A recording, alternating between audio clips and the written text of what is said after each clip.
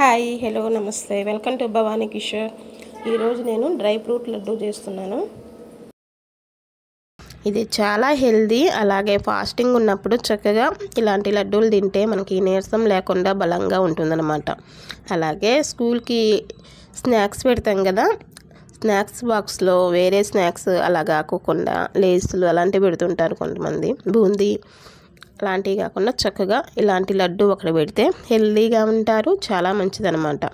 ఇప్పుడైతే మనం ఈ డ్రై ఫ్రూట్ లడ్డు ఏ విధంగా చేయాలో చూసేద్దాం. ముందుగా ఒక కళాయిలోకి కొంచెం అంతా నెయ్యి వేసుకొని డ్రై ఫ్రూట్స్ ఫ్రై చేసుకోవాలి. అంటే జీడిపప్పు అలాగే బాదం పప్పు అన్నీ ఈక్వల్గా తీసుకోండి. అలాగే పిస్తా పప్పు ఇవన్నీ నేను ముందే కట్ చేసి పెట్టుకున్నాను.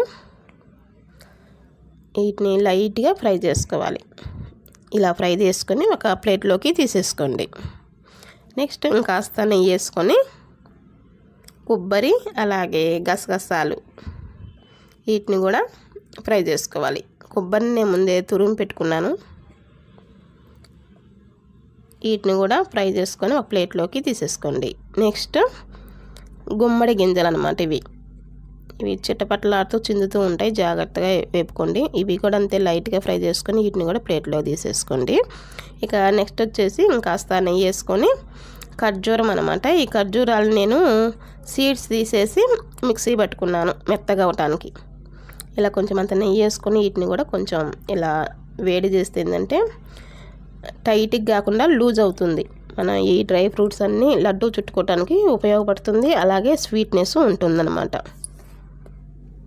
ఇవన్నీ ఒక బౌల్లో తీసేసుకొని మిక్స్ చేసుకోవాలి. మొత్తం మనం లడ్డు చుట్టుకోవటానికి రావాలన్నమాట.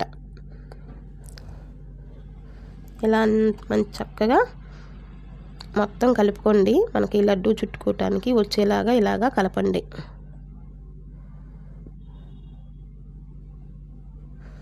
ఇలా ముద్దలాగా చేసిన తర్వాత కొద్ది కొద్దిగా తీసుకొని మనకి రౌండ్గా లడ్డు చుట్టుకోవటమే.